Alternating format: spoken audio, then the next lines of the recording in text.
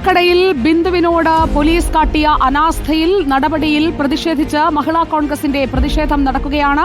ആ പ്രതിഷേധ ദൃശ്യങ്ങളാണ് പ്രേക്ഷകർ ഇപ്പോൾ സ്ക്രീനിൽ കാണുന്നത്. ദളിത് യുവതിയായ ബിന്ദുവിനെ 20 മണിക്കൂറാണ് പേരൂർക്കട പോലീസ് സ്റ്റേഷനിൽ അകാരണമായി പിടിച്ചുവെച്ചത്. കുറ്റക്കാരിയല്ലെന്ന് മനസ്സിലാക്കിയിട്ടും വിട്ടയക്കാത്ത അതിനെതിരെയാണിപ്പോൾ മഹിളാ കോൺഗ്രസിന്റെ പ്രതിഷേധം നടക്കുന്നത്.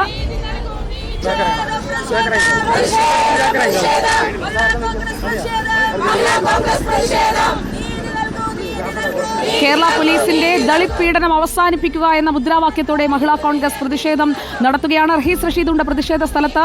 റഹീസ് റഷീദ്, ബിന്ദുവിന്റെ വീട്ടിലേക്ക് ബിന്ദുകൃഷ്ണയടക്കം സണ്ണി ജോസഫിനൊപ്പം എത്തുന്നത് നമ്മൾ കണ്ടതാണ്.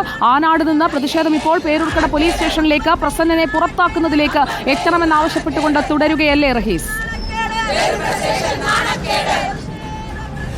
സുജയ, അല്പസമയം മുമ്പാണ് പേരൂർക്കട പോലീസ് സ്റ്റേഷനിലേക്ക് മഹിളാ കോൺഗ്രസിൻ്റെ നേതൃത്വത്തിലുള്ള ഒരു പ്രതിഷേധ മാർച്ച് വന്നത്. വളരെ സമാധാനപരമായിരുന്നു മാർച്ച് തുടക്കത്തിലുണ്ടായിരുന്നത്. ബിന്ദു കൃഷ്ണ ഇത് ഉദ്ഘാടനം ചെയ്യുകയും ചെയ്തു. അതിനുശേഷം ബാരിക്കേഡ് മറിച്ചിട്ട് സ്റ്റേഷനിലകത്തേക്ക് കയറാൻ പ്രവർത്തകരുടെ ഭാഗത്തു നിന്നുള്ള ശ്രമമുണ്ടായി. ഇത് പോലീസ് തടഞ്ഞു. ഇതിനിടയിൽ ബാരിക്കേഡ് അല്ലാത്ത മറ്റൊരു സ്ഥലത്ത് വെച്ച് 3 പ്രവർത്തകർ മതിൽ ചാടി പോലീസ് സ്റ്റേഷൻ്റെ അകത്തേക്ക് കയറി.